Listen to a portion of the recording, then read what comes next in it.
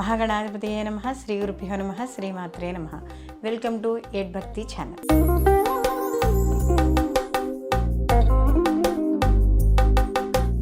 గురుగ్రహ మార్పు.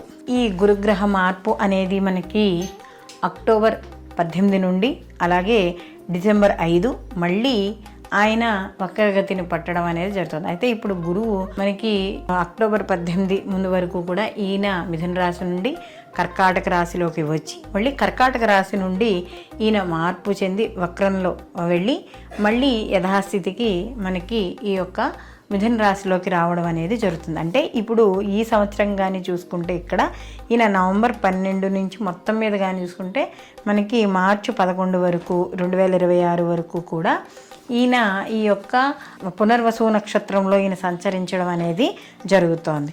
అయితే అక్టోబర్ 18 నుండి మనకి డిసెంబర్ 5 వరకు కూడా 2025 సంవత్సరం వరకు కూడా ఈయన అంటే ఇదే సంవత్సరంలో కర్కాటక రాశిలో ఉండి తర్వాత ఈయన వెనక్కి మిథునంలోకి ప్రవేశించడం అనేది జరుగుతోంది. కాబట్టి ఇంచుమించు ఈయన యొక్క 50 రోజుల యొక్క ప్రయాణం కర్కాటక రాశిలో తన ఉచ్చ స్థితిలో ఈయన ఈ యొక్క గురువు ప్రయాణం చేయడం అనేది జరుగుతుంది. సహజంగా గురువు కానీ మనం చూసుకున్నప్పుడు ఈయన శుభగ్రహము, అలాగే విద్యకి, ఉద్యోగానికి, వివాహానికి, సంతానానికి, పూర్వజన్మ పుణ్యానికి కూడా ఈ గురువు మనకి కారకుడుగా మనం చెప్తాం. కాబట్టి ఇక్కడ ఎవరికైనా ఈ గురుగ్రహం ఉచ్చస్థితిలో ఉన్న లేదా గురు మహర్దశలు జరుగుతున్నా అంతర్దశలు జరుగుతున్నా కూడా ఈ సమయంలో వీళ్ళకి శుభ ఫలితాలు ఉంటాయి. ఎందుకంటే గురువు తన ఉచ్చ స్థితిలోకి ప్రవేశిస్తున్నాడు కాబట్టి ఎక్కువగా సహజంగా శుభ ఫలితాలే ఎక్కువగా ఇవ్వడం అనేది జరుగుతుంది. కాబట్టి ఇక్కడ ఈ యొక్క గురువు యొక్క ప్రభావం ఎలా ఉండబోతోంది,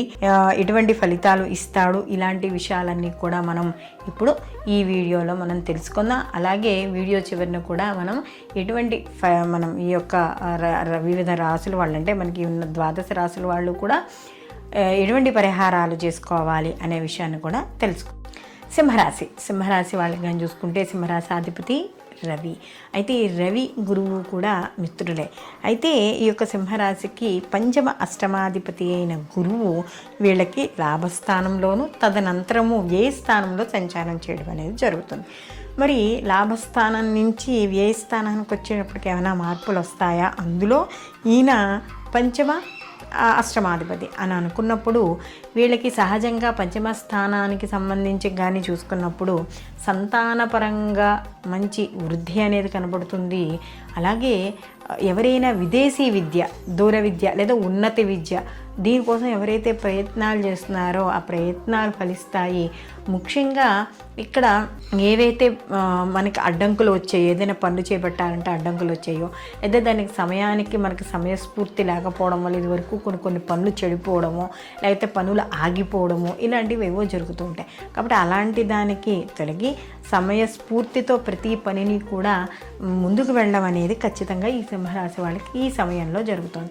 అలాగే అనుకోని ఇబ్బందులు కానీ లేకపోతే ఏమైనా ఇదివరకు ఇబ్బంది పడి ఉంటే అవన్నీ కూడా ఆ ఇబ్బందులన్నీ తొలగడము, అలాగే వీళ్ళకి గతంలో ఏవైనా చిన్న అనారోగ్య సమస్యలు అలాంటివి ఉన్నా కూడా అవి తగ్గుముఖం పట్టడము, ఆకస్మికంగా వచ్చే ఇబ్బందులు తొలగి కాస్త కొంచెం ఆర్థిక పరంగా కూడా కొంచెం నిలదొక్కుకోవడం అనేది జరుగుతుంది. అలాగే కొంత శుభవార్తలు కూడా వినడం అనేది జరుగుతుంది. అలాగే సంతానపరంగా కూడా శుభవార్తలు వింటారు.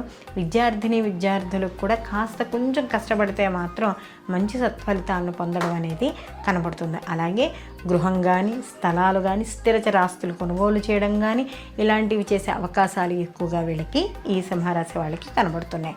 అలాగే ఈ సినీ కళారంగాలు, జర్నలిస్టులు లేకపోతే మనకి రాజకీయ రంగాల్లో ఉన్న వాళ్ళు, లలిత కళలకు సంబంధించిన వాళ్ళలో వాళ్ళు ఏమైనా కోర్సు వీటిల్లో అంటే ముఖ్యంగా ఈ సినీ జర్నలిజము ఇలాంటి వాటికి మిమిక్రీస్ అనో లలిత కళలకు సంబంధించిన వాటిల్లో ఎవరైనా కోర్సులు చేయాలనుకున్నా లేకపోతే వాళ్ళు ఏమైనా అప్లై చేయాలనుకున్నా అంటే ఏమైనా పిహెచ్డీల కోసమో లేకపోతే ఇంకేమైనా అప్లై చేయాలనుకున్న వాళ్ళందరికీ కూడా అనుకూలమైన సమయంగా ఇక్కడ మనం చెప్పవచ్చు. అలాగే ఇక్కడ ముఖ్యంగా నిరుద్యోగులకు మంచి అవకాశాలు, ఎందుకంటే అష్టమాధిపతి కూడా ఆయన అయ్యాడు, ఆయన ఉచ్చస్థితిలోకి వెళ్తున్నాడు కాబట్టి వ్యయస్థానంలో ఉన్న ఉచ్చక్షేత్రమే కాబట్టి శుభ ఫలితాలే ఇవ్వడం అనేది జరుగుతుంది. కాబట్టి ఇక్కడ గురుగ్రహము తన ఉచ్చక్షేత్రంలోకి వస్తున్నాడు కాబట్టి ఇక్కడ అశుభ ఫలితాలు తగ్గి శుభ ఫలితాలే ఎక్కువ ఇవ్వడం అనేది జరుగుతుంది. కాబట్టి ఈ 50 రోజుల సమయం ఏదైతే ఉందో ఈ సమయాన్ని సింహరాశి వాళ్ళు సద్వినియోగం చేసుకుని అప్పటి వరకు ఆగిపోయిన పనులు కానీ అవ్వన పనులు కానీ లేదా కొత్తగా ఏవైనా ఒక విజయం సాధించడం కోసమో లేకపోతే వేటి కోసమో ఏదైనా ఒక లాభం కోసమనో లేకపోతే దేని గురించి అయినా చేయాలనుకున్న పనులన్నీ కూడా ఈ సమయంలో మొదలుపెట్టుకున్నట్టయితే ఖచ్చితంగా కూడా మంచి ఫలితాన్ని పొందుతారు. దీంతో పాటుగా దైవబలం కూడా చాలా అవసరం. అంటే మిగతా గ్రహాల యొక్క ఇంపాక్ట్ కూడా ఉంటుంది కాబట్టి దైవబలం కూడా చాలా అవసరం. కాబట్టి తప్పనిసరిగా వీళ్ళు శివారాధన అనేది చేసుకుంటే ఈ సింహరాశి వాళ్ళకి ఈ గురుగ్రహ మార్పు వల్ల వీళ్ళకి ఖచ్చితంగా వ్యాపారపరంగా లాభాలు పొందుతారు. ఉద్యోగపరంగా కూడా ఉన్నత స్థాయికి వెళ్ళడం, పై అధికారుల యొక్క మన్ననలు పొందడం, ఇలాంటివి అంటే మీ జీవన భృతికి ఏవైతే అడ్డంకులు ఉన్నాయో ఆ అడ్డంకులన్నీ కూడా తొలగడం అనేది జరుగుతుంది.